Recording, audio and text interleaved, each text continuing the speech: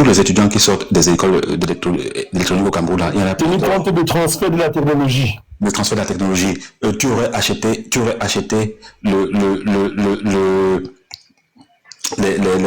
les processeurs là où tout le monde achète.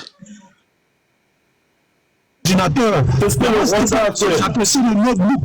Non, laisse même ça à côté. Laisse même c'était un notebook. Même c'était un notebook et que le montage se faisait au Cameroun, il y aurait une plus-value. Et c'est ce que le Rwanda a fait. Le même projet avec une firme argentine. Non, en fait, c'est même mieux parce que au-delà de la plus-value, ça dit qu'on aurait créé des débouchés en termes d'emploi pour les étudiants qui sortent des universités technologiques au Cameroun. On aurait acheté des processeurs là où tout le monde achète. Je pense qu'il y a une maîtrise du plastique au Cameroun, donc on aurait pu produire les coques en plastique, on aurait demandé aux étudiants de designer, on aurait fait des concours, on aurait fait pas mal de choses. Avec une commande ferme de l'État à 10 milliards, on aurait fait ça, on aurait servi d'abord le marché domestique, et puis plus tard, le marché sous-régional, et pourquoi pas. Donc, il y aurait eu transfert de technologie. Mais en réalité, c'est que le Camerounais, et c'est ça qui est difficile à comprendre dans l'affaire. C'est-à-dire que le gars vous dit, je vais vous faire un don. Déjà, les ordinateurs n'ont pas marché. Mais en réalité, puisque ces ordinateurs ont été financés par une dette de 115 milliards, c'est une dette qui engage et qu'il va falloir rembourser un jour. C'est les générations futures qui vont souffrir. Ce sont les étudiants à qui ces ordinateurs étaient destinés, qui seront des actifs demain. Ce sera à eux de rembourser cette dette-là. Donc en réalité, bien n'a pas offert des ordinateurs aux enfants, il leur a offert de la dette. Parce qu'ils vont rembourser. Ça veut dire que ce ne sera pas nous, hein. Une dette inutile. Inutile. C'est eux qui sont les actifs demain. Et ils vont devoir rembourser. Donc, je pense qu'une partie des 75 milliards est partie en rétrocommission. Parce que ces gens ne font rien sans intérêt. Donc, au fond, c'est un État qui est tout sauf un État stratège. En réalité, ils n'ont même pas la volonté de travailler. Regardez comment ils sont bien contents quand ils disent les gens de l'Est sont avec nous.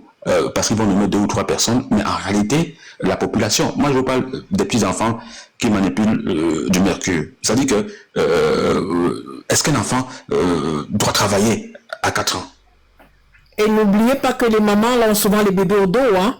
Je dis que le reportage est encore... Le bébé attaché au dos là, pour travailler dans ça. Le gamin, j'estime J'estime l'âge de l'enfant que j'ai vu à 4 ans. Je vois le petit dans l'eau en train de tamiser. C'est-à-dire que ce petit n'a pas le droit de vivre, de rêver, de grandir, de rêver comme tout le monde. Est-ce que c'est un crime d'être pauvre? Est-ce qu'on va le tuer activement parce que ses parents n'ont pas les moyens? Vous voyez, et ces gens-là, on vous parle de 2000 tonnes d'or que les gars ont exposé pour acheter les Mercedes qui coûtent les plus chers. C'est-à-dire que il y en a un qui est pasteur, il y en a un qui est pasteur. Hein. Je ne sais pas quel est le Dieu qui sait, mais moi je ne permettrai jamais et qu'un gamin de 2 ans, de 4 ans travaille. C'est-à-dire que c'est dans quel pays? Regardez, si vous avez le temps, cherchez peut-être sur YouTube, vous retrouvez ces vidéos-là de France 24, ce reportage, vous verrez les enfants en train de travailler. Je vous assure, ça vous arrache le cœur. Moi, j'ai pas besoin du reportage parce que moi, je connais l'endroit et j'y allais quand j'étais à Batouri. Donc, je connais très bien. Et je ne comprends pas. C'est-à-dire qu'il y a une femme là, la maman là, il paraît qu'elle est un pédiatre. Alors, je sais pas, c'est qu'on le donne dans le gouvernement bien.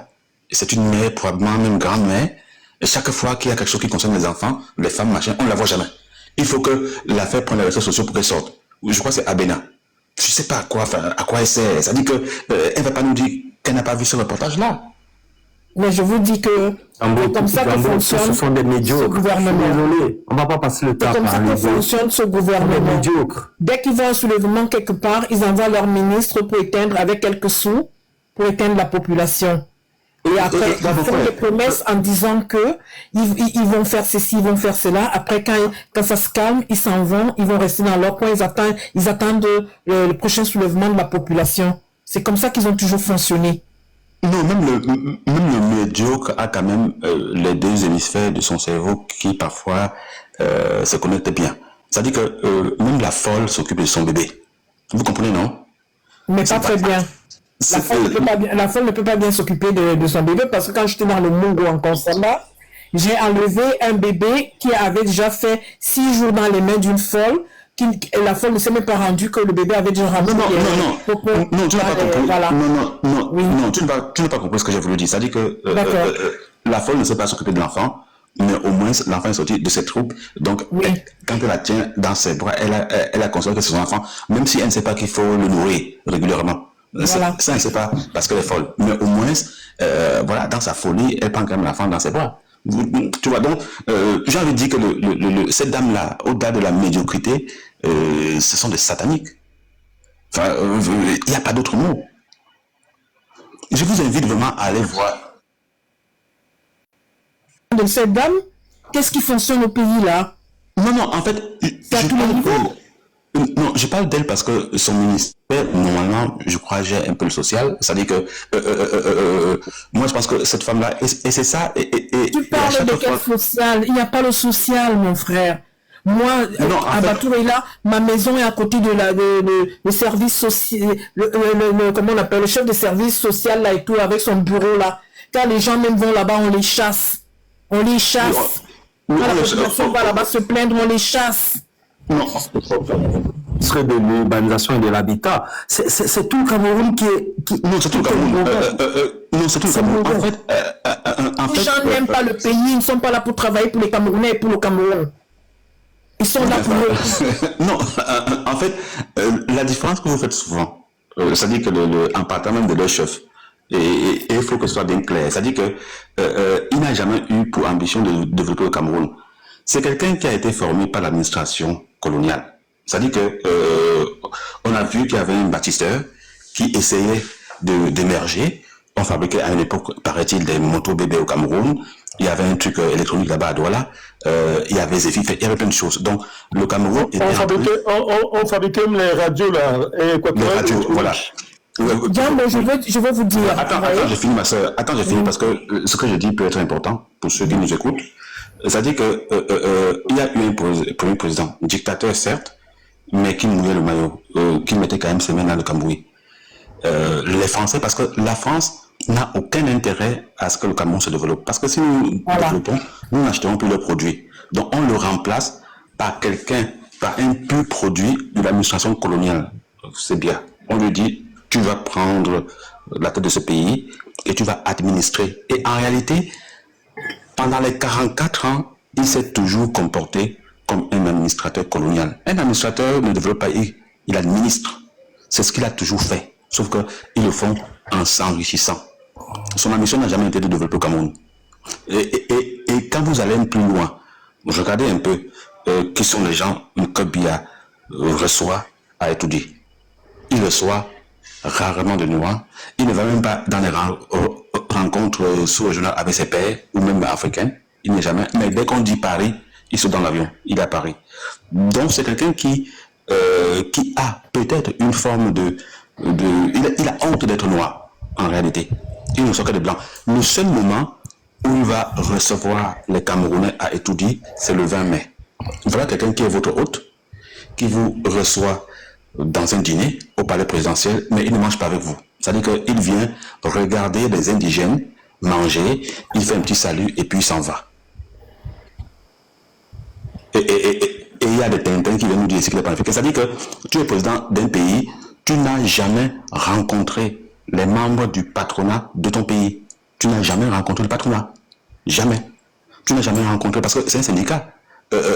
Si tu veux impulser un vrai développement au Cameroun, c'est avec le patronat d'abord que tu parles. Il ne les a jamais rencontrés. Donc en réalité, il est là pour administrer une colonie. Et je pense que dans sa tête, il est encore dans les années 60. Hein. C'est-à-dire que c'est un roi qui règne.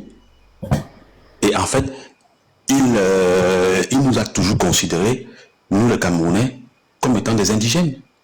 Mais qui le voit? On ne le voit jamais. À quelques mètres de chez lui, à Membo, il y a eu un éboulement. Je suis sûr qu'au jour d'aujourd'hui, il y a encore des gens qui sont enfouis sous la terre. Il s'est déplacé? Non. Ils ne sont pas déplacés. Donc, c'est pas quelqu'un qui aime le peuple camerounais. Et je pense que dans le fond, il n'aime même pas les Noirs. En fait, c'était, comment dirais-je, c'est quelqu'un qui a honte d'être noir. Dès que l'occasion se présente, il sort dans l'avion, il est en Suisse. Bon, de temps en temps, il va chez lui en Vomoka. Il y a des lumières partout au milieu de l'obscurité. Il est le seul chez qui il a la lumière, avec quelques ses frères et d'autres pontes de la région qui ont pu se bâtir de vraies villas. Donc, en réalité, c'est quelqu'un qui vit au milieu de nous, au Cameroun, sans être avec nous. Et je pense que tant qu'on ne l'a pas compris, ça va être difficile de comprendre qui il est. Il a décidé de mourir au pouvoir. Et voilà, 2018, 2025, les choses étaient tellement ficelées qu'ils n'ont même pas eu besoin de faire campagne. Là où Stone bougeait un peu, parce qu'ils ont tout arrangé avant le 5, ils ont géré la bêtise, et après lui, ils n'ont même pas eu besoin de faire campagne. Ils n'ont même pas utilisé ouvert les conteneurs, il y avait des montres à son effigie, il y avait plein de choses qui dataient de 2018. Donc en réalité, ils s'en fichent. Ils s'en fichent. Vous savez qui sponsorisent ces montres et machins là, les effigies et tout ça là? C'est les hommes d'affaires là. Les hommes d'affaires là, les Congelcam et tout, on les prend pour sponsoriser. Les photos étaient là. Ils payent pas d'impôts, ils payent pas, ils sont exonérés de taxes et des impôts parce qu'on sait qu'on va les utiliser quand il y aura une grande campagne. Il y a aussi ça. Vous parlez de ça. Voilà. Disons que les seuls qui ont tenté, comme le PKJ, ben, ça lui a coûté 12 milliards de redressement. Voilà, c'est comme ça, c'est ça. Exactement. Et vous allez voir. Et 12 milliards voilà. Oui, donc, tu veux parler? Oui, je voulais préciser, comme tu as dit quelque chose de très pertinent, Elie. Les hommes d'affaires, en fait, au Cameroun, jouent au malin, en fait. Parce qu'il y a cette affaire d'individualisme où les gens veulent conserver leur richesse, où ils veulent développer leur richesse personnelle au détriment même de la pauvreté, par exemple, des Camerounais. Mais il y a des hommes d'affaires qui ont subi. Mais j'ai cru en eux, je crois en eux parce qu'ils ont été opposants dans l'âme. Ils ont trouvé d'autres stratégies. Est-ce que vous savez que l'homme d'affaires, bon, je pense que vous avez lu ça sur les réseaux sociaux, je pense que le fameux Foudoir a précisé ça, parce que justement, moi, en tant que quelqu'un qui s'intéresse à l'économie de notre pays, je me posais toujours la question que pourquoi le docteur Poufokam Kamounié, depuis, il n'est jamais rentré dans son pays. Sa soeur est décédée, il n'est jamais rentré même pour enterrer sa soeur au Cameroun. Mais je n'avais pas compris ça. Donc c'est avec ces révélations de ces derniers jours que j'ai compris en fait. Parce que ce sont des hommes d'affaires qui sont des opposants dans l'âme, qui ont décidé de ne pas traiter avec le régime et ainsi de suite. Et que le régime a soupçonné certainement qu'il a financé le MSC en 2018. Ils ont décidé de le bloquer. Et je causais avec un ami ce matin qui travaille dans les entreprises du Pôle Focam. Je lui disais que mais, lui n'a pas il n'a pas subi des redressements comme par exemple le PKJ a subi. Il m'a dit simplement qu'il y a un certain niveau où ça dépasse ces gens qui nous gouvernent. Pourquoi? Parce qu'ils savent que l'enjeu, ils savent que s'ils vont commencer à toucher, s'ils touchent ce monsieur-là, c'est le Cameroun qui va s'écrouler parce qu'il y a énormément de jeunes qui recrutent à travers l'Afrique centrale, à travers le Cameroun, par ces entreprises, ainsi de suite. Et je suis très d'accord avec toi, il y a des poltrons, hommes d'affaires qui financent ces affaires, qui financent le meeting, qui financent ces choses-là, à la fin pour venir prendre le pouvoir et dire que oh, pour bien mieux et tout et tout. Mais les Camerounais doivent savoir une chose. On mérite plus que ce que nous avons maintenant, on mérite beaucoup plus. Ces personnes ont détruit notre pays. Et ce qu'ils font, c'est qu'ils continuent à détruire même le tissu économique de notre pays. Vous pouvez vous imaginer, comme le frère disait tout à l'heure, vous pouvez vous imaginer en 43 ans, bon, c'est vrai que je n'ai pas encore 43 ans, mais jusqu'à présent, je n'ai aucune information qui m'indique que le président de la République du Cameroun, pendant 43 ans, a reçu les hommes d'affaires, par exemple, au palais, pour causer, pour parler de l'économie, du tissu économique. Jamais. Donc, vous voyez que c'est tellement grave. Je suis en Italie, je me rappelle une année, le président Paul Biya était invité à Rome. Et à ma grande surprise, je me rends compte que dans l'avion, il y avait la chorale qui était dans l'avion, qui voyageait avec lui pour venir chanter auprès du président de la République d'Italie. Tellement ils ont chanté très bien, ils ont chanté en Bolo, ils ont chanté en Bamileke, ils ont rendu les Blancs fiers. Je me suis posé la question, moi qui suis allé à l'université. C'est pas la chorale de Mendoza, du feu Mendoza là, qui l'a négligé là? Non, c'était pas, cette fois-ci, c'était pas la chorale de Mendoza. Bon, peut-être, Mendoza était plus là de toute façon. Oui, de toute façon, Mendoza n'était pas là. Donc, c'était une chorale, de toute façon, ça devait être que cette chorale-là. Ils ont tellement bien chanté, les Blancs étaient là, ils applaudissaient. Et en même temps, j'ai resté comme ça, j'avais mal. J'avais tellement mal, il dit que, mais, nous sommes arrivés à quel niveau comme ça? Pendant que je ne t'interromps pas. Oui. C'était un voyage pour une mission économique. Hein. Exactement. Je me suis posé la question que, mais à quel niveau nous sommes arrivés? Où le chef d'État se déplace pour arriver dans un pays de l'Union européenne qui est l'Italie. Il ne peut pas voyager avec les Tawaba, ces hommes d'affaires qui sont partout au Cameroun pour venir discuter de comment est-ce que notre économie peut s'élever demain. On est venu chanter, on a fait plaisir parce que les Blancs aiment bien ça, ils savent bien. Tawa n'était pas encore là, c'était autant de fautes sur André. Oui, je vais dire, il est de toute façon, Tawa était un homme d'affaires pour dire d'une manière, il dit qu'il pouvait prendre n'importe quel homme d'affaires au Cameroun pour venir discuter de l'économie. C'était une mission économique, hein, c'était une mission économique. J'ai eu tellement mal. En même temps, je me souviens, en 2018. Ça nous a apporté quoi? Au Cameroun, là. Justement, rien du tout. C'est pour ça que j'ai dit, les Européens se moquent beaucoup de nous parce qu'ils voient le potentiel qu'on a. Nous sommes dans leur pays, on travaille, ils savent que nous avons beaucoup de potentiel. Mais en même temps, on ne peut rien faire dans notre propre pays. Parce que ces mêmes gens qui nous gouvernent nous empêchent de le faire. Parce que pour le faire, il faut être avec eux. Et quand tu es avec eux, il faut être compromis. On te donne des conditions, patati patata, tu dois, si c'est qu'on nomme quelqu'un, tu dois participer. Nous avons vu ce qui se passe. Est-ce que vous savez qu'un jour, je parlais de l'économie de l'Afrique centrale à l'université, et puis quand je suis arrivé au Cameroun, quand je parlais du Cameroun, mes professeurs ont été surpris de savoir qu'il n'y a aucun pays dans l'Afrique centrale et au Cameroun où 2 villes sont reliées par les autoroutes. Ça n'existe pas. Bon, à un moment même, il y a un de ses collègues qui a cru que peut-être je blaguais ou je mentais, et ainsi de suite. Il allait un peu faire un check sur Internet, il a constaté que c'était vrai. Il m'a dit que, mais Thierry, ça c'est absurde, parce que ces choses-là, c'est le b.a.-ba de ceux qui doivent diriger une nation. 43 ans, aucune autoroute qui relie 2 grandes villes. Il y a des échangeurs simplifiés au Cameroun. Non, mais je voulais pas. Et les harceleurs. Vous savez quand en fait, vous savez quand on arrive à un certain niveau, au lieu de pousser pour avoir honte, tu t'arrêtes à un niveau. Parce que si tu continues là où ça doit pas, ils vont chercher à comprendre certaines choses et c'est la honte qui va retomber sur nous. De toute façon, ces jours, j'ai passé le temps plutôt à vanter le potentiel, le capital humain que nous avons. Il faut le reconnaître. Au moins, ce Dieu nous a doté des personnes. Nous sommes des Camerounais, nous sommes fiers d'être Camerounais, nous avons un potentiel. Nous sommes sur le TikTok aujourd'hui en train de débattre sur notre pays. Il y a beaucoup de pays qui n'ont même pas cette occasion-là. Et raison pour laquelle le régime aujourd'hui fait à ce que Internet devienne de plus en plus cher au Cameroun, dans un pays sous-développé comme le nôtre. Pourquoi? Parce qu'ils savent que, étant sur Internet, les Camerounais auront accès à beaucoup d'informations qui les échappent.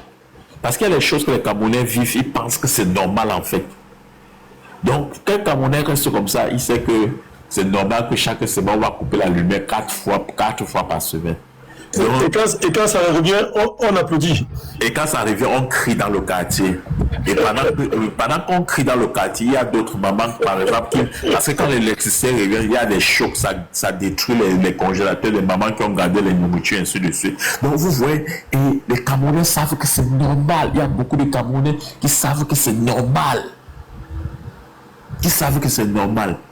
Donc pour dire que ces gens-là nous ont trop fait du mal. Et j'ai toujours dit, moi j'en veux beaucoup, comme Elie disait, les hommes d'affaires camerounais. Les hommes d'affaires camerounais ne sont pas courageux. Parce que je pense qu'à un moment donné, si il y avait ce qu'on appelle, la solidarité dans le sang de tous ces hommes d'affaires-là. Ce qu'on vit aujourd'hui, ça ne devait pas avoir lieu. Est-ce que vous pensez que tous ces hommes d'affaires-là, c'est vrai que le sel, je ne veux pas parler du sel, ce qu'ils ont impacté dans le Cameroun, c'est le tribalisme. Imaginez un instant que tous les hommes d'affaires du Cameroun, quelles qu'en soient les tribus, ils se réunissent, ils disent que ce régime-là doit tomber, ils vont tomber le lendemain. Mais ils ne le font pas. Pourquoi ils ne le font pas? Certainement parce qu'ils ont peut-être des pactes, je ne sais pas, comme le professeur Bayodo. Ils sont individualistes. Ils sont individualistes, ils ne sont pas avec le peuple. C'est ça. On leur donne des marchés, on leur attribue, ils sont exonérés des charges et tout, donc ils ont leur profit. Et je pense qu'il y a quelque chose au-delà de ça. Les vrais hommes d'affaires ne font pas le marché public. C'est juste qu'ils sont égoïstes, individualistes. Et ils ne parleront jamais du même voix parce que chacun protège ses intérêts.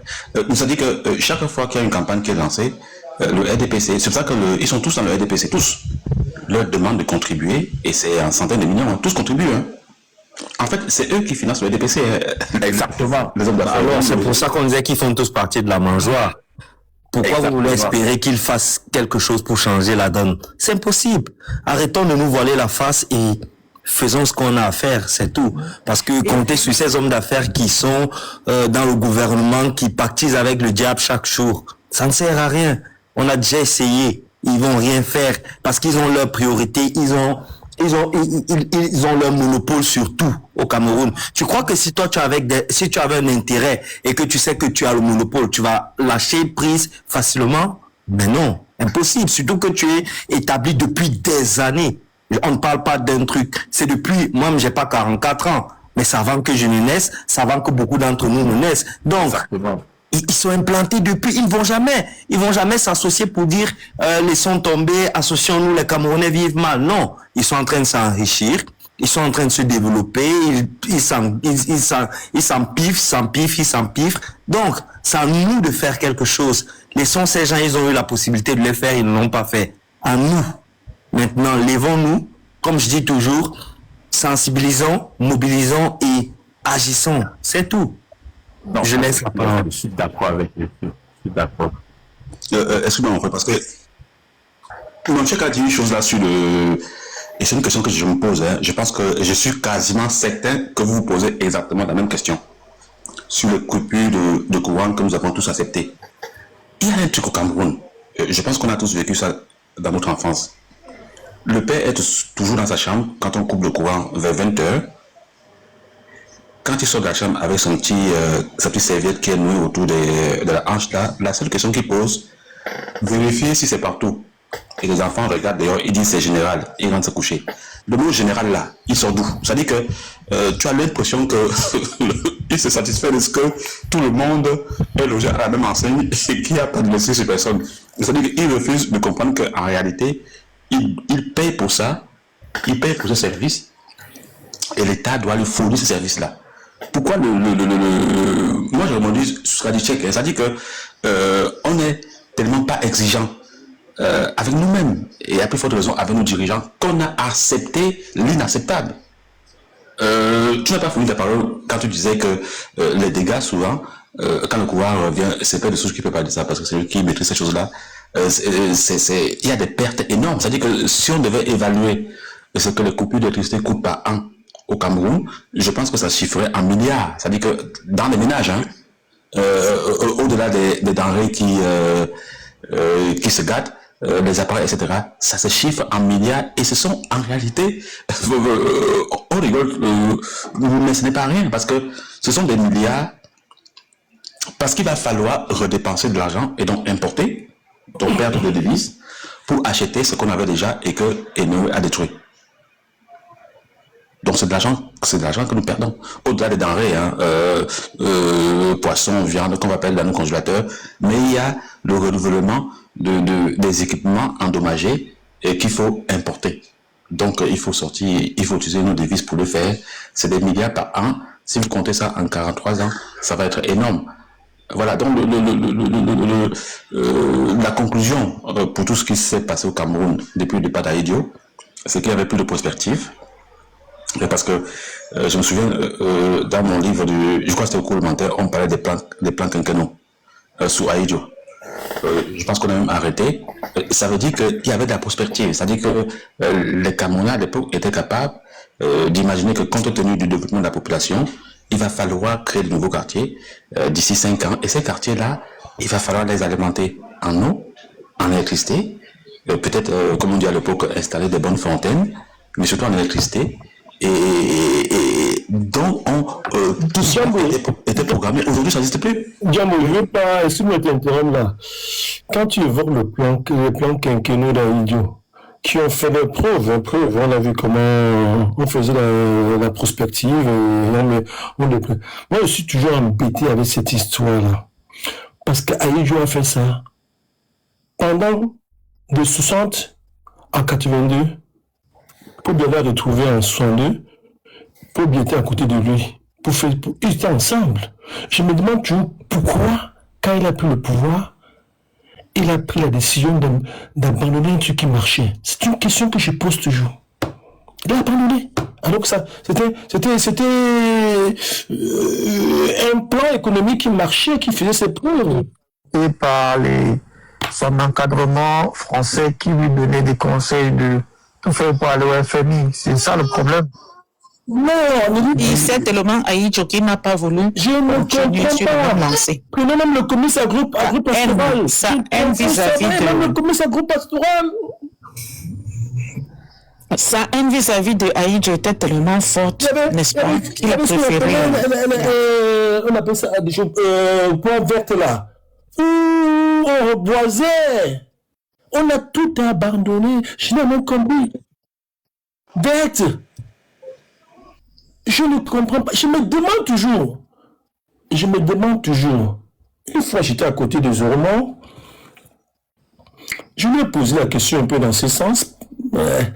Il m'a dit que est-ce que je pense qu'on est obligé de faire la même chose? Il dit que mais avant d'abandonner quelque chose, soyez sûr que ce que vous avez choisi va marcher mieux que ce que vous avez abandonné. Si vous savez que vous faites un choix qui sera pire que ce que vous avez abandonné, franchement, c'est illogique. Il m'a dit ça. Je ne comprends pas le plan. Aïdjo a créé un village agricole qu'on appelle Tonjok, où on est parti recruter les gens valeureux de part et... On a sélectionné les gens de part et d'autre pour leur donner les parcelles de terrain dans l'Oncam. Si on les multiplie dans d'autres zones, on allait même à l'Est, comme on parlait de l'Est tout à l'heure là. Comme l'Est a un grand territoire, on cherchait les gens qui aiment les amoureux de la terre. Ces gens-là devaient... Oh, c'est dommage, vraiment, c'est dommage. Mais il faut aussi qu'on industrialise nos pays. Nos pays n'est pas industrialisé. Non, ça c'est autre chose. On ne peut même pas les transformer sur place. C'est autre chose. Est-ce que vous savez qu'il y a une usine pour transformer les tomates dans le Fumban? Dans le Fumban. Le père de souche, tout ce qu'il a fait, tout ce que Paul Biya a fait, c'était pour garder son pouvoir. Il peut affamer la population. Il pourrait faire les deux. Mais c'est pas comme il veut. C'est pour son pouvoir. Il n'y a rien d'autre. Il n'y a pas d'explication. Est-ce que vous savez, l'un n'empêche pas l'autre. La reine, comment vous comprenez que un monsieur... Je vais chuter, vous voulez dire? Il qu'il fasse quoi? Voilà. C'est qui avait la parole? Je crois que... Non, je pense que c'était Djambo et il n'avait pas chuté. Non, c'est Djambo qui avait la parole. Père Souche a fait une motion. Non, c'est pas ça. Djambo, je vais faire juste une motion pour dire, ça se voit par exemple tout Attends, MB, chérie, pardon, mon père. Je pense que Djambo n'avait pas chuté. Père Souche avait fait une motion. Donc, on va laisser Djambo chuter et après, MB va prendre dans la parole. Non, Père Souche a fait la motion pour prolonger ce que je suis en train de dire. Et en fait, j'ai envie de lui dire qu'en réalité, la réponse, j'avais déjà donné. Et c'est aussi ce qu'a dit Charlie, c'est-à-dire que on l'a mis là pour administrer et non pour développer. Donc il a sciemment, simplement, c'est une intelligence purement française, il a sciemment détruit ce qui pouvait permettre le développement du Cameroun. Et même le père de Souche le dit, tu peux conserver ton pouvoir à plus forte raison quand tu rends une personne heureuse en lui donnant ce dont il a besoin. n'a pas fait. C'est-à-dire que on nous a parlé souvent des dictateurs éclairés. Bon. Mais c'est un dictateur qui a fait de Singapour ce qu'il est aujourd'hui, hein. Voilà. C'est un dictateur. Voilà. Donc non seulement il est dictateur, mais il n'est pas éclairé parce qu'il n'y a même pas l'Union au Cameroun. J'ai dit que Singapour, qui est aujourd'hui le carrefour de business, c'est un dictateur c'est la fabrique d'un dictateur. Non, mais quand tu vois même le pays qui aujourd'hui, même si on ne le dit pas encore, je parle de la Chine, est le pays le plus riche et le plus développé du monde, parce que allez regarder ce que les Chinois produisent. Je parle pas en matériel, c'est-à-dire qu'en intelligence. Les Chinois ont déposé, je crois en 2022, 7 millions de brevets. Je dis bien 7 millions de brevets d'invention. Les États-Unis d'Amérique, 500 000. Et les pays comme la France, là, c'est dans les 3 000 comme ça, là. Donc vraiment, le patron aujourd'hui, c'est la Chine. Et cette même Chine qui était au même niveau que nous. C'est-à-dire que quand tu regardes dans les livres, tu vois une population chinoise vers la fin de Mao qui circulait en vélo. Et à l'époque, nous produisions le vélo au même moment que la Chine. Faisait les dons de maïs à la Chine. Ouais, vraiment, le type nous a fait ça quand même dur, hein. Pour dire vrai. Il faisait les dons de maïs. Alors, j'ai chuté, je sais pas qui voulait prendre la parole, sinon je vais... Peut-être un Si tu veux asservir ta population, si tu veux que les gens te voient comme un dieu, comme le Messie, qu'est-ce que tu fais? Tu affames ta population et après tu reviens là comme le Messie. C'est ce qu'on voit chaque fois. C'est ce que moi j'ai vu presque depuis que je suis petit, quand j'étais à Yaoundé. Il fallait aller là. Ah non, Paul Biya, vous restez, vous n'avez pas d'électricité, vous n'avez pas où. Après, il y a quelqu'un qui va sortir là, il va te dire, ah non, c'est grâce à Paul Biya qu'on a installé la nouvelle centrale. C'est grâce à Paul Biya que... Mais alors, il faut qu'on arrête de parler de ce mythe de Paul Biya. C'est pas un mythe, c'est un être humain. Il a soif de pouvoir, un sanguinaire. C'est quelle centrale? Bah, c'est ce qu'ils vont dire, c'est ce qu'ils vont dire. Ils n'ont jamais construit. Mais c'est ça que je dis, ils vont venir, ils vont dire, ah non, c'est juste parce qu'on est en train de voter un budget pour installer une nouvelle centrale. Une centrale qui va te coûter des milliards et qu'on ne va jamais. Vous voulez un semblant d'électricité pour une semaine. On a fait le bouquin avec Memvele. Allez demander ce que Memvele... Bon, c'est un domaine dans lequel je suis, je ne peux pas beaucoup parler. Allez demander ce que Memvele pourrit. Alors, comme vous avez dit que Memvele, avant la Tigane, on dit que Memvele pouvait résoudre le problème du déficit énergétique. Bien sûr, bien sûr. Bien sûr, c'est voulu. Il y a combien de turbines qui fonctionnent encore à son loulou? J'ai raté ma bouche. En fait, Père de Souche, cette histoire, quand ils ont lancé cette histoire, je me rappelle, j'ai vu le projet, j'ai dit, bon, attends, je comprends pas. Où ce gars, c'est fait. Lompanga, oui, effectivement, Lompanga aussi. C'est une chose dans ce discours. On veut parler même de Memvele. Non, moi, je parle de l'ensemble parce que le projet était à la base, après le Lompanga, après les Mekin et tout ça, le problème était de combler le déficit. Mais quand tu voyais le nombre de déficit et tu voyais tous les centrales qu'ils étaient supposés construire, quand tu calculais le total produit, ça comblait par le déficit. Et ils faisaient la publicité ça à la télé. Et moi, à l'époque, je crois que j'étais encore quelque chose, je ne me rappelle pas.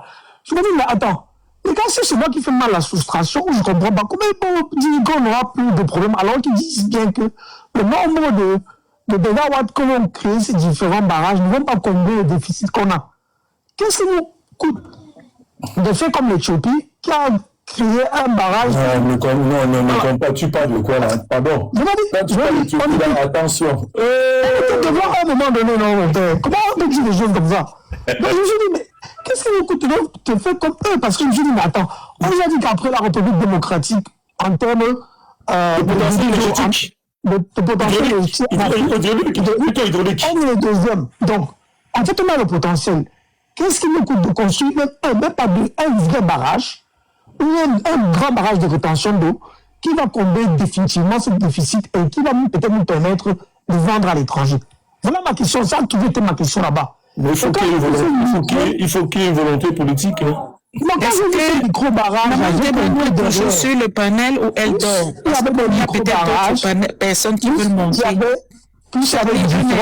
Charlie, Un instant, s'il te plaît. Ah, tu écoutes. Parce que il y a Papa Zoufa qui veut aussi monter. Je peux descendre. Mon chéri, là, je suis amoureuse de lui depuis. De Papa Zoufa. Oui, c'est la première. C'est mon chéri, donc tu veux venir prendre mon chéri. Là. Mais il m'a dragué ici devant tout le monde. Et maman, c'est pas moi, c'est lui. Quand tu parles du barrage de la Renaissance, Attends, demande aux internautes, demande à Elie, demande à... J'ai compris, maman, t'inquiète, je t'ai laissé Papa Zoufa. On a fait à la polygamie, non, je suis ma... Non, je te l'ai laissé, non, maman. Est-ce que nous, on est tous laisse. Je suis la reine numéro 2, c'est pas... Non, laisse, maman, je n'aime pas la polygamie, laisse que moi, j'aime ça parce que je suis née dans ça. Mon grand-père qui m'a mis ma... Moi, je peux descendre et puis on le fait monter. Et tu le montes tout à l'heure, MB. Merci beaucoup, MB. Papa Zoufa, envoie l'invitation alors, pardon. Viens gérer tes choses ici sur le panel. Je voulais revenir, malheureusement, MB est en train de partir parce que c'est lui qui a fait... Tu voulais que MB... Ok, tu voulais que MB reste? Ok, j'attends le commentaire et puis moi je peux descendre. Ce qu'on va faire, on va d'abord rester là le temps de finir et puis on va faire monter Papa Zoufa. Parce que MB a convoqué un barrage que beaucoup de Camerounais ne connaissent pas. C'est le barrage de la Renaissance. Beaucoup de gens ne connaissent même pas l'histoire de ce barrage. L'Éthiopie s'engage dans la construction d'un barrage, c'est même le barrage le plus, en termes de puissance, je crois que c'est 5600 et poussières de mégawatts. 5000, hein, ça veut dire que ça peut alimenter le Cameroun combien de fois là? Bon, bref, ce sont les ratios. Ils se lancent dedans avec un projet avec la Banque mondiale. Pour la source devait être le Nil. Après, quand on fait les études environnementales, on crée des problèmes, on le dit. Après, à un moment donné, avec la pression de l'Égypte et tout ça, on dit qu'on ne vous finance plus. Vous savez ce qu'ils ont fait? Ils ont dit, OK, nous on tient notre barrage, vous ne financez pas, nous on va trouver les fonds propres. C'est qu'on a convoqué la contribution de tout le monde, le Ndjangui, de tout le monde. Et c'est avec cet argent-là qu'ils ont conçu un barrage qu'on appelle le barrage de la Renaissance. Parce qu'on a expliqué que ça devait avoir des impacts environnementaux dangereux, des choses comme cela. Il devait avoir le Nil, devait avoir des problèmes. Et aujourd'hui, ils ont le barrage le plus puissant en Afrique. 5000, je crois que c'est 5600 mégawatts. 5105, voilà, excuse-moi, le barrage de la Renaissance. Et alors que c'était un pays d'Éthiopie, vous savez qu'à l'époque, quand on voulait même t'insulter au Cameroun, on te traitait d'Éthiopien. Voilà, c'est une référence aujourd'hui. Ces gens-là ont montré qu'avec la volonté, on fait beaucoup de choses. C'était juste partager l'histoire du barrage de la Renaissance pour ceux qui ne le savaient pas.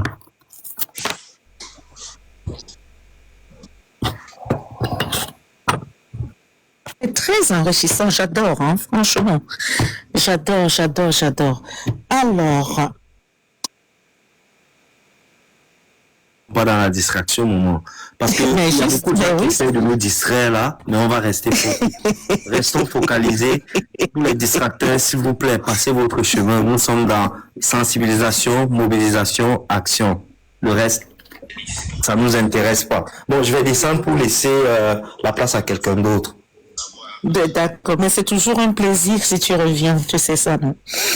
Et je suis gentille aujourd'hui, hein. Merde. Attends, je fais monter Papa Zoufa.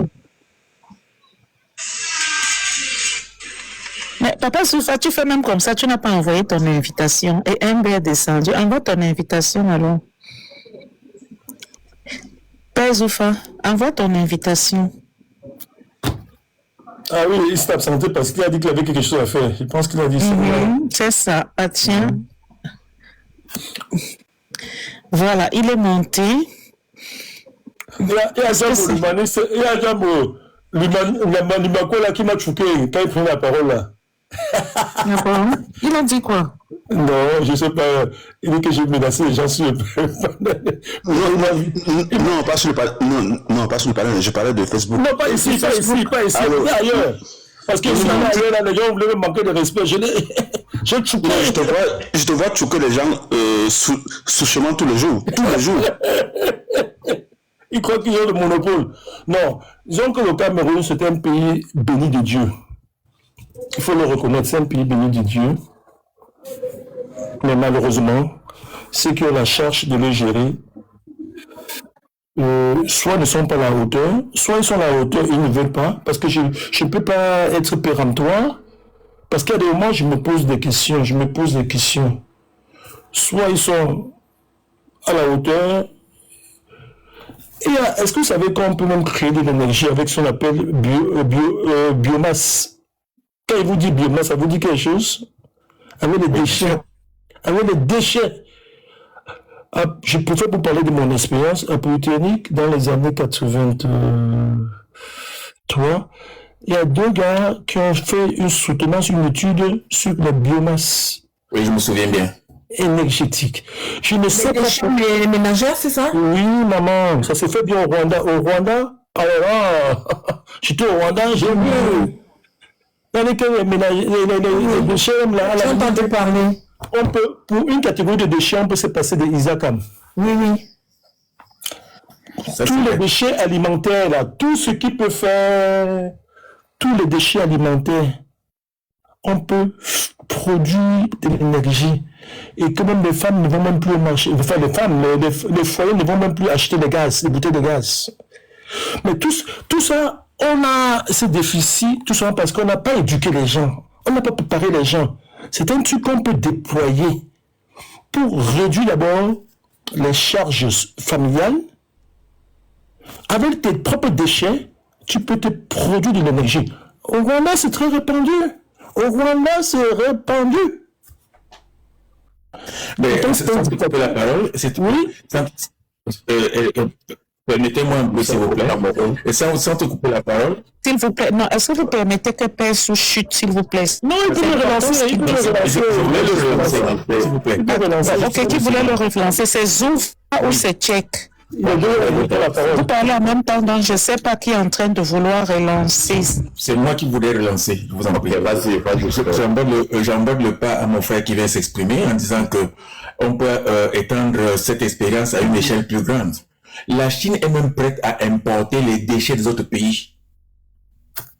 La Chine est prête à importer, c'est-à-dire à acheter les déchets des autres pays parce qu'ils ont trouvé là-bas une source d'énergie incommensurable.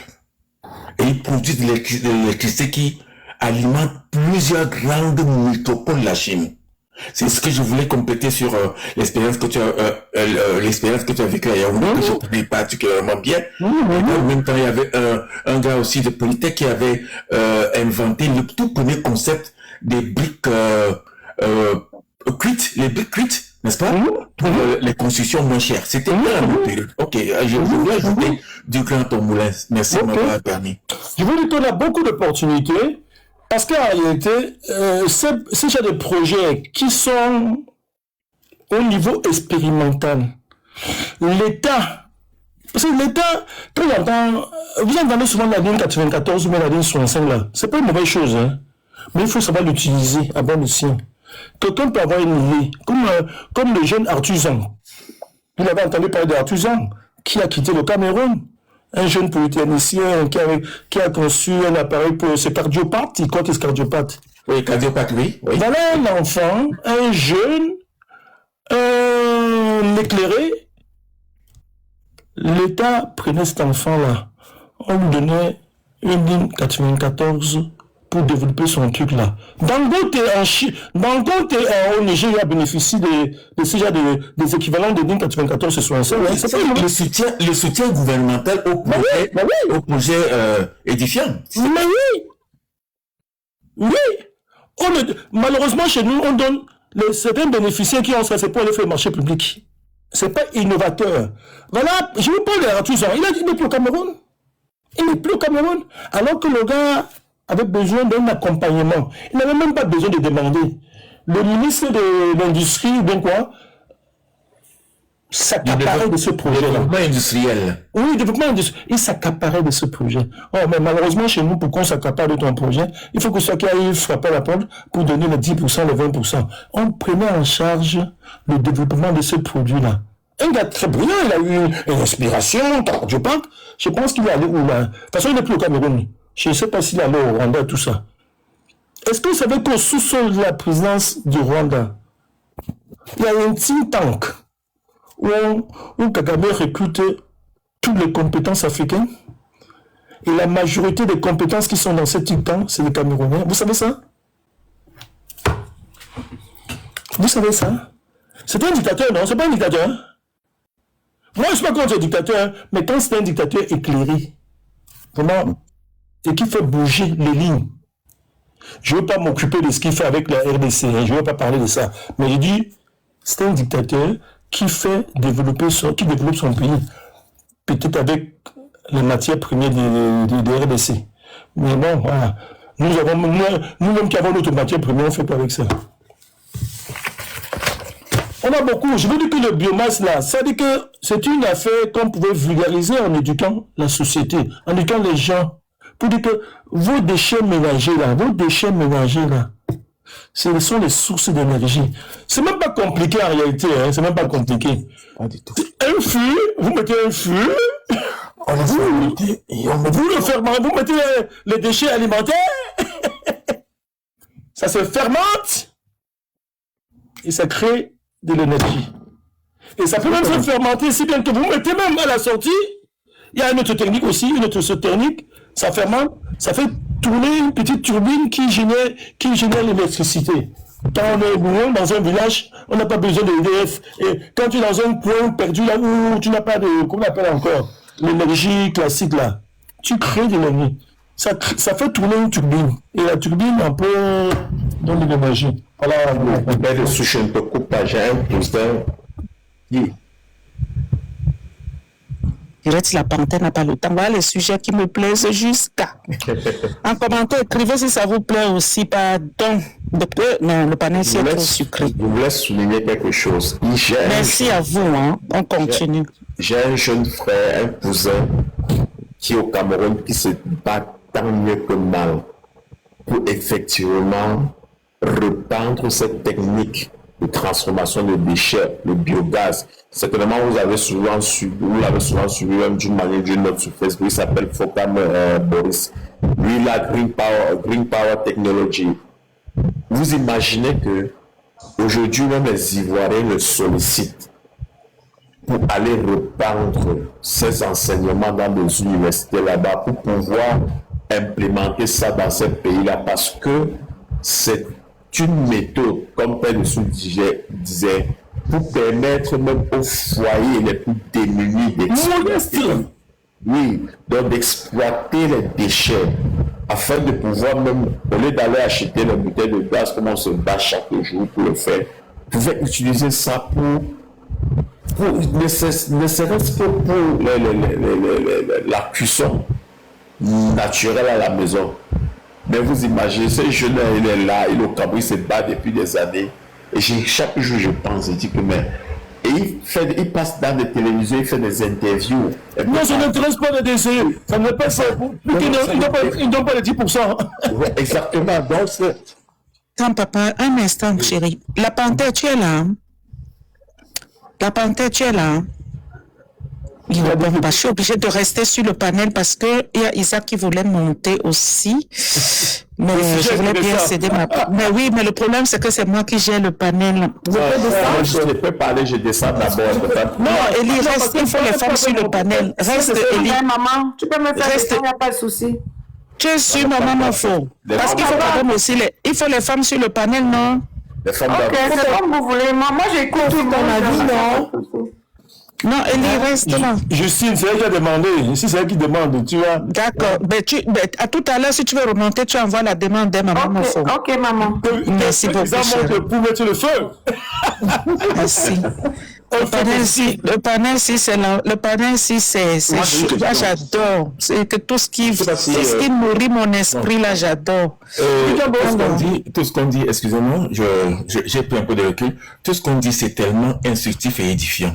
Mais il y a aussi un hic, c'est que nos jeunes inventeurs, nos jeunes génies, nos jeunes savants n'ont pas souvent la présence d'esprit de protéger leurs inventions. On appelle encore l'OAPI, merci, l'office de quoi, de protection voilà, bref, c'est comme ça. La propriété intellectuelle. La propriété intellectuelle, merci. Oui, l'organisation de la protection intellectuelle, c'est formidable. Alors, vraiment, voilà ce que nous, même si on peut applaudir pour la qualité de la jeunesse et de l'intelligence que nous avons au pays, parfois il manque ce petit truc-là. Dès que tu inventes quelque chose, même si ce n'est pas encore abouti, rassure-toi que personne n'a encore fait ça dans le monde, et alors tu vas protéger. Si tu ne protèges pas, voici ce qui va arriver. Il y a certains malins là-bas, lorsqu'on a certains malins au niveau de ceux qui nous dirigent, des bandits, je ne même pas les guillemets. Vous avez un projet, la première chose qu'on veut faire, c'est de se faire de l'argent. On va voir peut-être un ministre par là, un DG par-ci, on lui explique, il dit non, vas-y, écris-moi ça, donne-moi le document, je vais voir. Non, il a demandé papa, c'est combien dedans? Pardon? Il a demandé quelle est sa part, qu'est-ce qu'il y a dedans? Non, je ne suis pas encore à ce niveau. Non, attendez. La part, parfois, on n'a pas le temps de se poser la question de donner sa part. C'est quand tu viens investir qu'on demande la part. Il dit, mais quand tu veux maintenant créer, tu as un script qui existe. Alors il dit, non, mais apporte ça, je vais voir ce qu'on fait avec toi, il va aller voir le ministre. Qu'est-ce qu'ils font? Ils prennent le projet, ils détournent, ils mettent à leur compte. Ah oui, toute la part lui revient. C'est fréquent dans ce pays-là.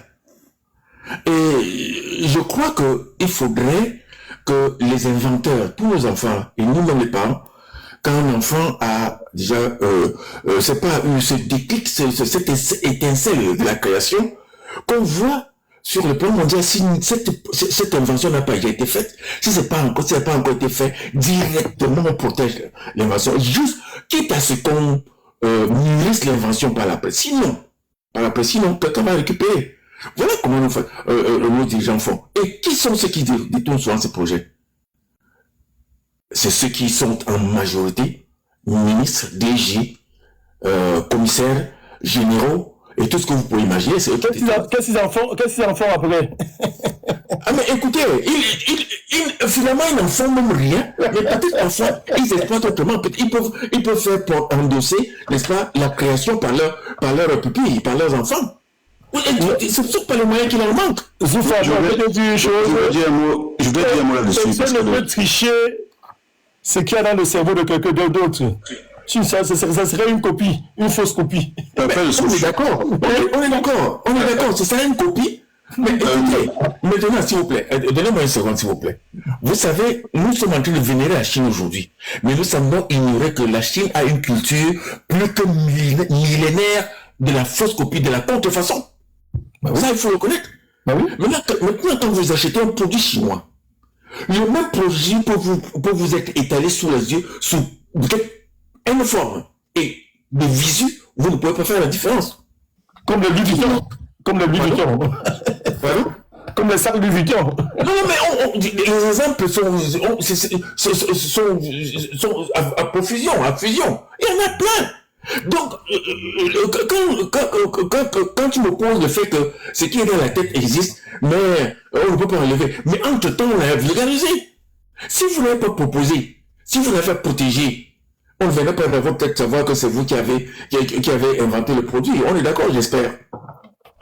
Alors, maintenant, regardez un peu. Je voudrais faire un peu aller sur le rétroviseur pour aborder un sujet pour lequel vous avez suffisamment parlé et j'ai apprécié. C'est la boulimie du détournement des deniers publics.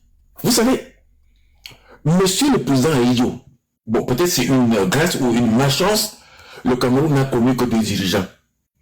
Mais si ce monsieur a même son cadavre là pour challenger contre celui qui nous mène la vie dure depuis 43 ans, les gens seront prêts à voter le cadavre d'Aïdjo. Et je m'explique.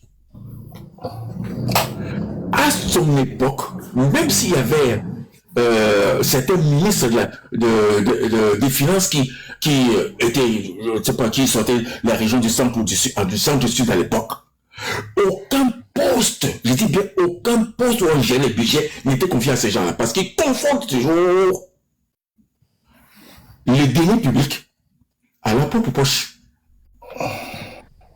Et je vous le dis, regardez même quand ils organisent, enfin quand certaines personnes organisent les fêtes traditionnelles, ils invitent un musicien de chez eux, le cachet qu'on doit donner aux musiciens, ils détournent. Entre eux, hein. Donc, c'est une malédiction. Et je reviens sur le plan quinquennal. Quelqu'un a assemblé battre sans touche. Et peut-être, je voudrais apporter... Non, parce qu'il a battu le plan quinquennal en touche, hein. Personne sur le panneau. Non, j'ai dit assemblée. Je peux me tromper. Non. J'ai mis un doute dessus, s'il te plaît. C'est Djambo qui a fait allusion à ça, ou bien MB, et j'ai renchéri. D'accord. J'ai dit, quelqu'un assemblé. Peut-être c'est moi qui n'ai pas compris. Et je voudrais donner un point de vue. Les plans quinquennaux étaient des projections qui se faisaient sur 5 ans. Invisibilité. Pardon? J'ai dit que tu as une projection et une visibilité sur 5 ans, qu'est-ce qu'on fait? C'était pas... Non. C'est-à-dire que on mettait dans un panier des réalisations à faire. Non, mais c'est ça, tiens, dis, tous les 5 ans. Est-ce que tu peux permettre que je dise à mes propres mots avec mon mauvais français, s'il te plaît? Vas-y, professeur. Bon, peut-être c'est une redondance. Si ça a été dit, bon, vraiment, je préfère ne plus aborder ce sujet. Non, vas-y avec ton expression. Ça n'a pas été développé comme vous le développez là, allez-y, s'il vous plaît. D'accord. Alors, on se disait qu'au bout de 5 ans, on va réaliser tel projet. Pendant les 5 ans qui séparent le monde, on a pris ces décisions et au moment où on va évaluer, on va constater ce qui a été fait, il y avait toujours une séance d'évaluation. Et les projets étaient suivis. Ce ne sont pas tous les projets qui arrivent à leur terme. Pendant l'évaluation, au terme de 5 ans, on dit tel projet a été réalisé. Mais c'était des discours fleuves. Nous étions encore très jeunes, on applaudissait à tue-tête. Il n'y avait pas de télé. Chacun était collé à son poste de radio. Et c'est super. Et c'est un projet, on entamait, on ne finissait pas. Le peu qui restait là, on reprojetait sur les 5 ans à venir. Au besoin, on complétait, on projetait. Et c'était prioritaire pour les 5 ans à venir. Et nous voyions ce qui se passait. C'était formidable. Le pays avait une visibilité sur sa progression autonome et même industrielle. Depuis 1982, on a tué. C'est-à-dire que M. Aïdio a pris le temps de mettre brique par brique pour donner une fondation à ce pays. Et dès 1982, non, disons, dans les 6 mois qui ont suivi 1982, dans 1983, parce que le pouvoir a été passé en novembre 1982, ça a basculé en 1983 ou 1984, après un certain coup d'État, où on a dit, mais quand on donne le pouvoir, il faut le gérer. On a tout aboli. Revenons au temps d'Aïdio. Nous avions une seule centrale électrique qui était hydraulique à Edea. Ça ne couvrait pas tout le Cameroun, mais nous ne connaissions pas parce que nous ne connaissions pas les délestages, parce que c'était... Non, c'est pas ça. Son numéro est venu après. Oui, son numéro est venu après. Merci beaucoup. Son numéro est venu après. C'était comme un barrage de retenue, mais qui avait aussi des turbines qui produisaient l'électricité. Un peu comme ce qu'il y a à Lompanga. Alors, nous ne connaissions pas. D'abord, les rues étaient éclairées, nous ne connaissions pas ce qu'on appelle délestage. L'électricité, ça ne manquait pas, même l'eau ne coupait pas. Vous vous rendez compte? Non, les sentinelles vont te dire aujourd'hui que la population a menti. Non, mais je vais en venir. Je vais en venir. Nous avions ce qu'on appelait le recensement national. Des prévisions de la population. Avec ce recensement qui se faisait tous les 5 ans aussi, on faisait des projections pour la gestion de la capacité de notre... À l'époque, le Cameroun avait 2 700 000 habitants, après 3 millions, 4 millions, 5 millions, 6 millions. On n'avait pas encore atteint le pic de 35 millions que nous sommes aujourd'hui. Non. Mais comment pensez-vous que lorsqu'on fait des recensements de la population du Cameroun, c'est pour anticiper. Exprès, s'il vous plaît, on fait exprès de fausser les résultats du recensement parce qu'on va faire les découpages à la tête du client. Les découpages électoraux à la tête du client. Mais comment pouvez-vous penser? Mais écoutez, nous sommes chacun à son niveau, n'est-ce pas, des responsables de famille. Comment pouvez-vous voter un budget pour nourrir, je m'arrête là, nourrir votre famille quand vous ne savez pas combien de personnes vous avez? Ou bien, vous pensez que vous allez nourrir 2 personnes et malheureusement vous en avez 5.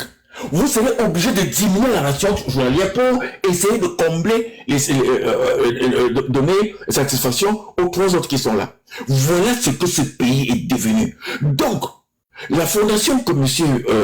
Ahidjo avait mise depuis 1983-1984, le monsieur qui est là depuis 43 ans a pris un marteau, un burin et a patiemment démonté tout ce qui a été fait. Pendant que j'étais off là, je vous ai parlé le service civique national de participation au développement. C'est fini, c'est mort depuis. Il a tué. C'est mort. Parfois on dit que vous êtes trop méchants, on vous a tout donné, vous avez une route chez vous, il n'y a aucune ville dans cette région qui n'est reliée à l'autre par une autre route. Mais on croit que c'était du bien qu'on fait, c'était des routes coloniales. Le colon avait fait ça pour faire passer les chars et tirer sur les populations qui demandaient l'indépendance réelle du Cameroun. C'est pas une faveur qu'on vous avait faite. Je regrette. Depuis qu'ils sont là, qu'ils nous disent, et j'ai bien apprécié l'exemple qu'un de nos panélistes a donné tout à l'heure, en disant que entre 2 villes, il n'y a pas 2 villes au Cameroun qui sont reliées par une autoroute. J'ai même ma main à couper. Est-ce que vous pouvez compter combien de centaines de milliards ils ont enterré sur quelque chose comme 70 km d'un certain nombre d'autoroutes qui est déjà en état de délabrement avancé? Avec des morts bizarres, des accidents bizarres. Mais comment nous ne pouvons pas nous rebeller, enfin pas rebeller, c'est-à-dire exprimer notre mécontentement lorsqu'on voit ce qui se passe ailleurs? On est où dans ce pays? Non, les exemples, on a tellement d'exemples. Je ne peux, ce que j'ai cité, ce n'est pas exhaustif. Il y en a exagérément.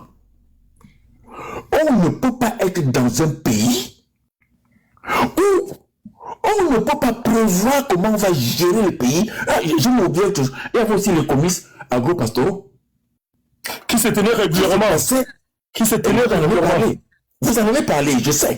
Mais l'intérêt de ces comices, c'était quoi? Booster.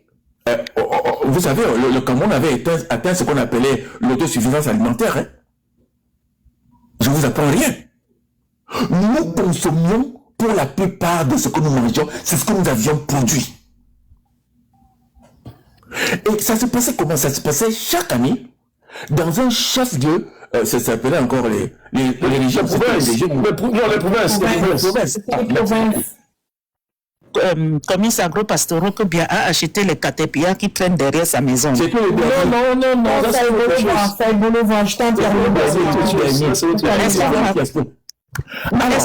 Est-ce que vous, je pose la question, ou c'était pas lors d'un de ces commis agro-pastoraux qu'il a acheté? C'était ça. Je laisse donc Soufa continuer. Pourquoi ne pas distribuer alors? Pourquoi ne pas distribuer les engins? Non, je laisse Soufa continuer. Non, c'était juste une parenthèse, non? Ça pousse. C'était juste une parenthèse. Les engins étaient follatés.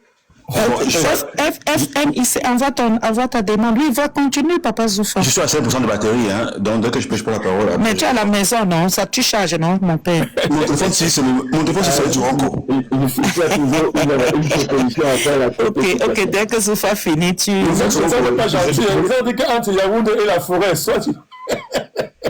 Je vais arrêter tout à l'heure parce que moi, ça me donne des palpitations. Alors, nous avions des comices agro-pastoraux qui avaient pour objectif l'émulation de la production agricole. Vous avez posé une question pour l'autoroute. J'ai répondu à la question qu'il y a quand même l'autoroute qui part de Yaoundé à la forêt. Je crois que c'est Isaac qui n'est pas encore regardé. C'est Isaac qui a fait ce commentaire. J'allais pas m'étonner. Alors, oui, vraiment, ça aboutit à la forêt. Alors, les comices agro-pastoraux avaient ceci de particulier, l'émulation et l'exposition des produits agricoles et des produits de l'élevage qui étaient destinés à quoi? À la consommation locale. Et chaque fois que ça se tenait dans un chef-lieu de province, à l'époque, de province, il y avait des infrastructures qui accompagnaient. L'aéroport de Berton, par exemple, avait été construit à une occasion de du commissaire de la province, oui. Mais je vous le dis. Oui. Mais comment Les rues de Bafoussam ont été goudronnées grâce à ce comice agro-pastoral et au truc, comment ils appellent ça, Kaïdo est venu présider à Bafoussam. Et je fais partie de 5 lauriers à qui on posait des questions aux petits-enfants de 12, 13, 14, 15, 16 ans. On posait des questions sur le Cameroun et quand tu gagnais, on trouvait un compte d'épargne à la poste. Donc je fais partie des 5 qui avaient gagné à Bafoussam. Bravo. Alors, merci d'avoir été un témoin. Très beau. Oui, merci n'est-ce pas, d'intervenir en tant que n'est-ce pas, témoin vivant de cette affaire. Moi aussi, j'étais juste témoin de toutes ces choses-là. Vous savez, quand on parle des routes de Bafoussam, c'était pas une faveur. Parce que c'était équilibré dans toutes les provinces, à l'époque là, vous vous rappelez, c'est-à-dire, il y avait un accompagnement qui suivait. Quand M. Aïdjo a remis le pouvoir à M. Biya, 2, les communistes sont arrêtés immédiatement, instantanément. Elle a attendu, je ne sais pas, ou bien 10 ans ou 15 ans avant de organiser ce qui était à Ebolova, et qui s'est soldé par un échec. Et je reviens donc sur les tracteurs sur lesquels ils avaient... Même l'hôtel qu'on devait construire pour le poids. Je dis que c'était un fiasco. Même la cité qui a construit les maisons là-bas, les gens sont venus arracher les tôles. Ce ne sont pas seulement les biens de Bamileke qu'on casse. Ils ont arraché les tôles, ils ont enlevé tous les battants, les fenêtres, toutes les installations, ils sont partis avec. Mais ça, c'est la malédiction pour certains de nos frères camerounais. Donc, voilà des choses qui, en son temps, si on avait un tant soit peu pris des résolutions, ou bien continué à faire, le Cameroun ne serait pas tombé dans la gadoue dans laquelle nous sommes tombés maintenant là. Et quand on a commencé à voler, le premier qui a pris la défense des voleurs, c'est le premier des voleurs. Il a demandé les preuves. On a dit, tiens, voilà, on veut quelqu'un. Mais si nous on vole, on s'attend à ce qu'on nous accuse pour qu'on vienne se défendre. Si c'est le premier d'entre nous qui nous demande d'apporter les preuves, ça veut dire que c'est la porte ouverte, grandement ouverte, pour que chacun pille à son niveau. Souvenez-vous, en 1984, le discours qui avait été rédigé, malheureusement n'avait pas été lu, avait été lu à la radio, n'était pas passé sur les ondes. Il y avait une petite phrase que je regarde, tout se passe comme s'il fallait se remplir les poches le plus vite possible avant qu'il ne soit trop tard. C'était la prophétie. Regardez la frénésie avec laquelle les gens s'enrichissent dans ce pays. Et on n'a pas, je vais sortir par la ligne 94, 67 et 50, 67. C'est le discours des putschistes, là, c'est ça? Oui, en 1984. Il n'était pas sorti de Yaoundé. Ils avaient ça en fréquence locale. ils avaient lu à Yaoundé, mais c'est pas sur les ondes. On n'avait pas, c'était resté en local. De la radio qui avait fait ça, il avait bloqué et ils ne savaient pas que le discours n'est même pas sorti de Yaoundé. Et ils n'ont jamais reconnu, n'est-ce pas, l'acte qui avait été posé par ce bonhomme. Il est mort dans la misère. Bon, c'est pas peut-être que tu vas revenir dessus tout à l'heure, Isaac. J'étais en train de vouloir vous parler de quelque chose là. Oh mon Dieu. Ce discours. Bon, écoutez. Bon, ça va. Isaac, tu as une voix qui sonne tellement fort et qui détruit la mémoire. Et bon, voilà. Je voulais dire autre chose là. Bon, allez, je vais laisser la place à quelqu'un d'autre peut-être pour qu'on s'édifie sur la connaissance de notre pays, la connaissance de notre histoire, pour que quand les jeunes réclament, je suis très content quand ils réclament, mais qu'ils aient aussi c'est-à-dire un sous-bassement solide, connaître l'histoire de son pays. Voilà, c'est de ça qu'il est question. C'est pour ça que nous sommes, chacun en ce qui le concerne, selon la génération, des éclaireurs, des porte-étendards, des porte-flambeaux, des porte-lanternes pour donner d'abord la connaissance de notre pays, du moins de la partie que nous avons vécue. Parce qu'on ne peut pas être en même temps avec toi, à Yaoundé, à Bafoussam, c'est pas à Garoua. Au même moment, ce qui se passe à Yaoundé, pendant qu'on est à Garoua, celui qui est à Yaoundé peut témoigner ce qui s'est passé. Et celui qui est à Garoua peut témoigner parce qu'il a vécu ça de visu, comme on dit.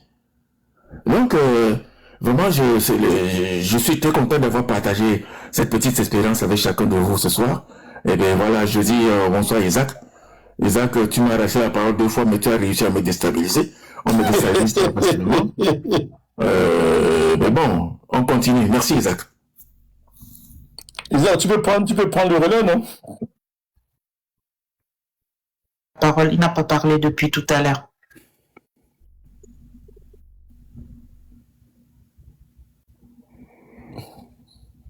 Est-ce qu'il nous a parlé? Isaac?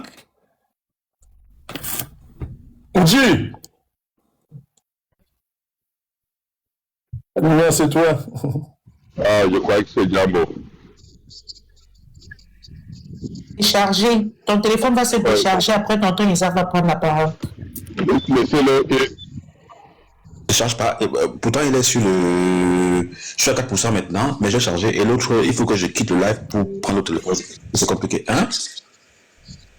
Dans un des plus grands restaurants de France, comment non, mon père?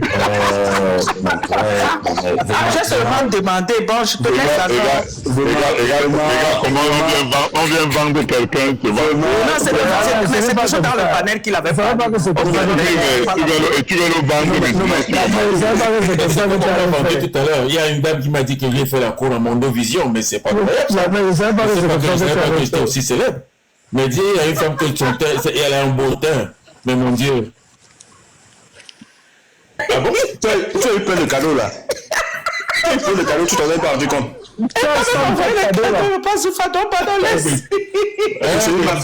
Et c'est ma foi. Je lui ai rappelé que je suis noble, digne et élégant. Et sur ce, les femmes se cognent la tête derrière moi. Je ne sais pas comment. On va dire la poitrine. La poitrine derrière moi. Je n'en suis pas si éloigné. Même pas de dit qu'il est très beau. Regardez-moi. De toutes les façons, quand je vais grandir, je serai comme toi, M. Zoufa. Ah, mais dis donc, grandis trop vite. Bon, je prends 2 minutes ou pas alors, parce que finalement, je suis à 3%. Hein. Même si Justine m'a mesuré à la petite cuillère, c'est pas grave. Non, en fait, j'ai beaucoup aimé ce qu'a dit le grand Zoufar par rapport au plan quinquennal. Sincèrement, je n'ai plus rien à ajouter parce que c'est des choses que je ne connaissais pas et que je viens d'apprendre. Ce que j'ai compris et que je savais déjà, c'est que nous sommes passés de la planification à l'improvisation totale. Et ce qui explique un peu le Capharnaüm qui est devenu le Cameroun aujourd'hui. On ne gouverne pas, on gère les affaires courantes. La navigation à vue. Navigation à vue. Il y a une célèbre sénatrice qui a acheté son siège, je ne sais pas combien de millions, qui nous a dit que le Cameroun est sur orbite. Mais enfin bon, acceptons. Donc au fond, sincèrement, tu as été très précis parce que et la partie qui m'a beaucoup plu, c'est quand tu as parlé du recensement général qui se faisait tous les 5 ans, ça je ne savais pas. Et tu ne peux pas faire de prospective si tu ne sais pas si tu n'es pas capable de projeter. Surtout, c'est-à-dire que sur l'accroissement de la population, la démographie, etc. Donc vraiment, les choses étaient bien pensées. Aujourd'hui, regardez vous-même, les nouveaux quartiers naissent, sont improvisés, tout seul, rien n'est prévu. C'est chacun qui doit dépenser. Le premier arrivé se bat pour que Eneo vienne connecter.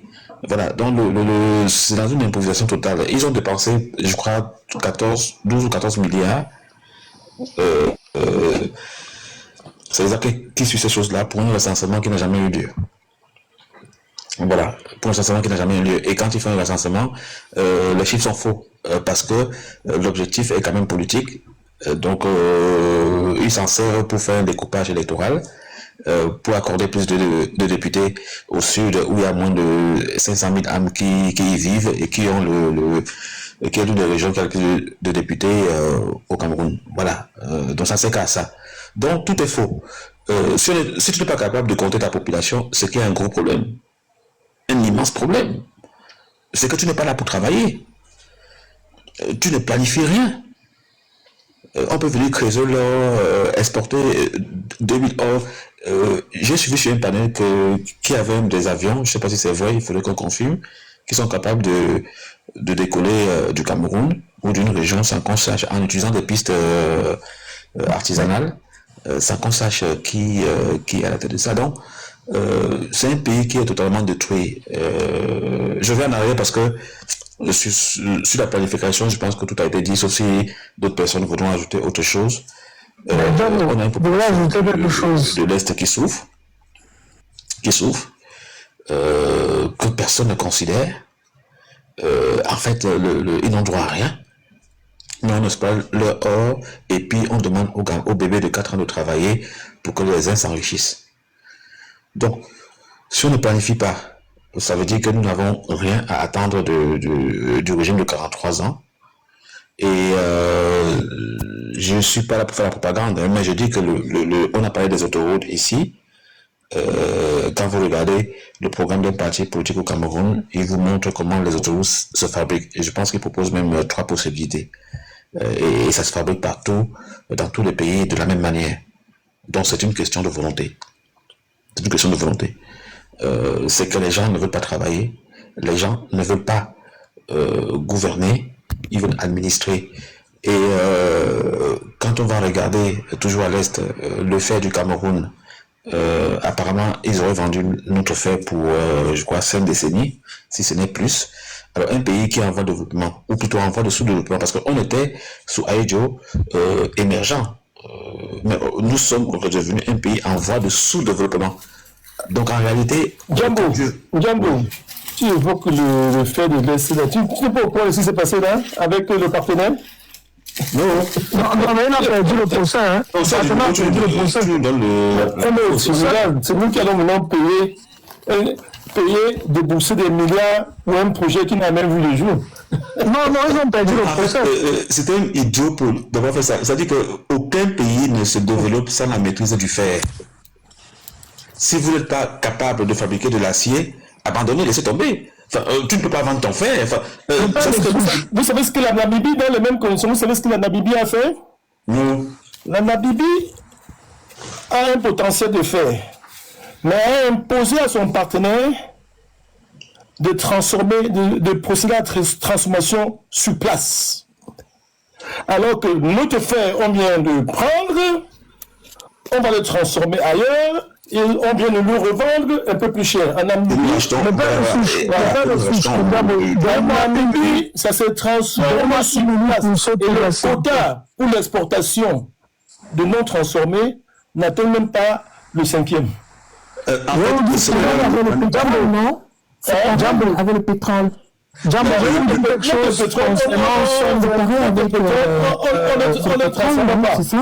pétrole que nous on transforme, c'est le pétrole qu'on a importé. Comment? Je voulais dire quelque chose. Oui, mais on aurait pu, une fois que la Sonara s'est on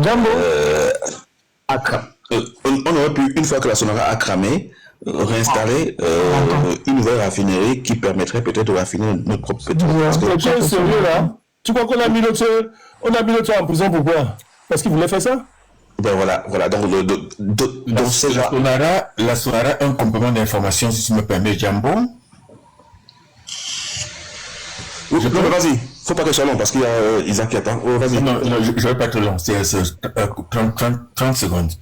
La Sonara était incapable. On a toute la soirée. Et je vais parler peut-être pour le moment, je suis dans une phase de massage. Par rapport à je ne sais pas si vous m'entendez ou pas. Je disais que la Sonara. Vous m'entendez? N'avait pas des installations pour ok, les gens ne m'entendent pas apparemment. Je recommence. La Sonara n'avait pas d'installation pour raffiner notre propre pétrole. Ouais. Pourquoi? Parce que notre pétrole était un fouet très lourd. Très lourd, oui. Était lourd. C'est-à-dire que nous produisions du pétrole qui était plutôt destiné à la vente extérieure. Et le pétrole de la Sonara... C'était le brut. On vend le brut. Oui. Enfin, disons le brut. On vendait, mais le pétrole que la Sonara raffinait pour mettre sur le marché national... On importait. Très bien. Merci beaucoup. Ça, voilà une bonne information. Voilà, mes 40 secondes sont passées. Alors, pour parler de la Sonara, j'ai eu à échanger, je ne sais pas si vous connaissez... Est-ce que je suis toujours là? Vous m'entendez? Monsieur Bunja Vincent, ça vous dit quelque chose? Non, pas du tout. Ah oui, bien sûr, oui. Bien sûr, oui. Non. D'accord. Oui, moi, les génies au Cameroun, quand je suis tellement avare que s'il me permet d'appeler quelqu'un génie, il faut aller fouiller. C'est un brillant sujet qui a fait X de Paris, Polytechnique de Paris. Il a fait Mine de Paris, le code de mine. Il a fait l'IFP, Institut français de pétrole, tout ça en 5 ans. Eh bien, dis donc. Bunja Vincent, c'est un gars de fondement code là, un monsieur de fondement code, excusez-moi l'expression. Ah d'accord, merci. Le cerveau de tout fondement. Vous avez l'impression que je vous dis, ce n'est pas les ressources qui manquent au Cameroun. Ce ne sont pas les ressources qui manquent. Je vous donne son nom, Bunja Vincent. Je vais vous donner pour ce nom-là. Plus tard, je vais vous parler de beaucoup de génies que nous, on n'a pas su exploiter. Et Bunja, quand il finit ses études, il rentre au Cameroun. Et c'est comme ça qu'il crée la Sonara avec Edin. Et Bunja, tout à tout, a été directeur de pratiquement le département important. Approvisionnement. S'il te plaît, il a créé la Sonara ou bien il était le premier responsable de la Sonara? Non, excuse-moi l'expression, je veux dire que c'est le premier responsable, excuse-moi pas créé. Merci. C'est Aïdjo qui a créé sa chose, excuse-moi. Merci. Non, il n'est pas. Donc, quand la Sonara, l'autre est parti faire sa part de pétrole en Algérie, Edin, ouais, je crois que c'est Edin. Mais lui, il a fait l'IFP, Institut français de pétrole. La référence un peu, pas dans le monde, mais quand même la référence dans ce domaine-là. Ils ont créé, on les a nommés, on les a recrutés, on les a nommés. Ils ont suivi la construction de la raffinerie. Mais je n'ai même compris pourquoi Aïdjo, avec tous les génies qu'il avait, savait déjà qu'on avait notre brut qui était très lourd. Je ne sais pas pourquoi, quand on était en train de construire la Sonara, on n'a pas opté pour le choix technologique du raffinage du lourd. J'ai même compris pourquoi. Je vais te donner une piste. Je te donne une piste. Ce sont les Français, particulièrement FCRFK, qui avaient détourné le projet pour envoyer des installations, enfin pour faciliter des installations qui ne pouvaient pas nous servir. Et même Aïdjo était surpris. Merci. D'accord. Et puis quand Aïe s'en va, quand on regarde les données, je pense qu'on exploite, le Cameroun exploite, je crois, à partir de 77, il y avait juste un seul puits de pétrole. Aujourd'hui, il y en a pléthore. Oui, ça a commencé par FACO, ça a commencé par FACO, vas-y. Voilà, on est à peine en train de commencer à exporter du pétrole. Maintenant, ce que tu as dit sur alors pour ceux qui nous écoutent, hein, l'école polytechnique, c'est une école très sérieuse. Et je ne savais pas qu'il y avait j'en connais qui ont fait le X-Min. En fait, ils sont nombreux. En fait, à Polytechnique, c'est une logique de corps. C'est-à-dire que le corps des mineurs, c'est les cracks, c'est les 30 premiers en général. Les toupeurs aussi, les toupeurs. C'est les plus doués. Je me suis intéressé au pétrole au Cameroun pour avoir une licence pour vendre du pétrole. Et mon contact à l'époque, qui est toujours là, m'avait dit tu fais venir ton pétrole. Il faut toujours annoncer à nos chers concitoyens et africains que Nganso est le premier Africain à faire Polytechnique de France, le général Nganso. Oui, c'est le tout premier. Oui, le général Nganso, c'était le premier. Même Tchemo qui a démissionné récemment, là, il a fait. C'est une école qui parle très loin de politique. Il a fait Saint-Cyr, donc c'est des écoles où, en général, tu fais prépa stand en réponse. Nganso est allé à Polytechnique. C'est le tout premier, et c'est même dans le cahier de Polytechnique. Et il a passé, il a fait après Polytechnique, il a fait un truc en pont et chaussée. Il était diplômé de pont et chaussée. Oui, ils appellent ça l'école d'application. Voilà, dans l'école d'application pour Nganso, c'est pont et chaussée de Paris. Donc, non, ça je sais. Je sais Nganso, puisque je m'intéresse un peu à Polytechnique. Nganso, c'est le tout premier polytechnicien du Cameroun. Après, il y a eu d'autres. Hein. Il y a beaucoup.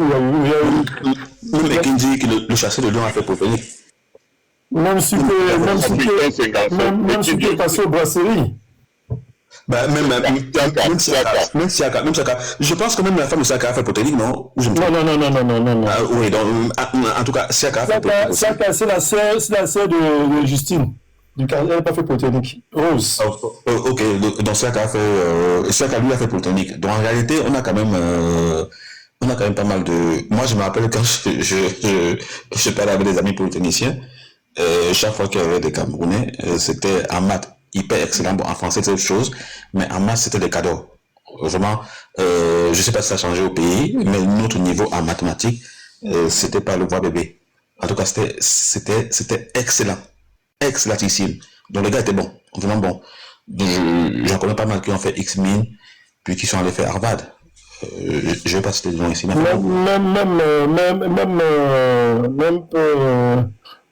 Comment on l'appelait encore, c'était son nom, le politicien, le chasseur de Lyon.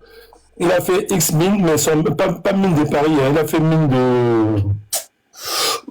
comment ça c'est en France, là. Il n'a pas fait mine... Il y a quelques écoles de mine en province, je crois. En province, oui. Mais il n'a pas fait Saint-Étienne. Il n'a pas fait Saint-Étienne. Il y a mine à Saint-Étienne. Oui, donc il n'a pas fait mine de Paris. Ça veut dire que... Non, c'est Vincent a fait mine de Paris.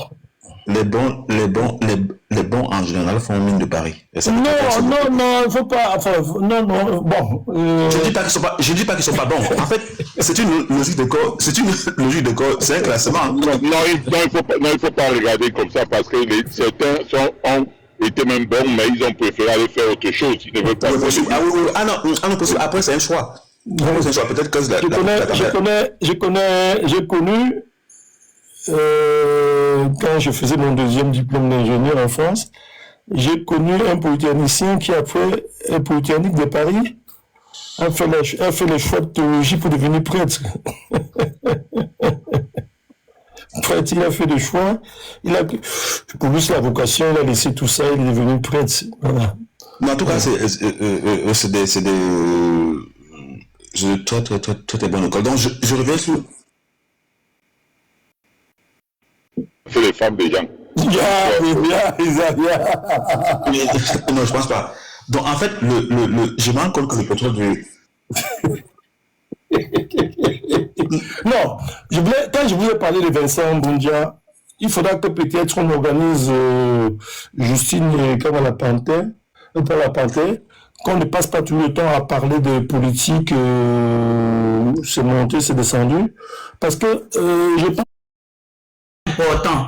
C'est eux qui t'ont informé le mot de... Que ce soit les Français,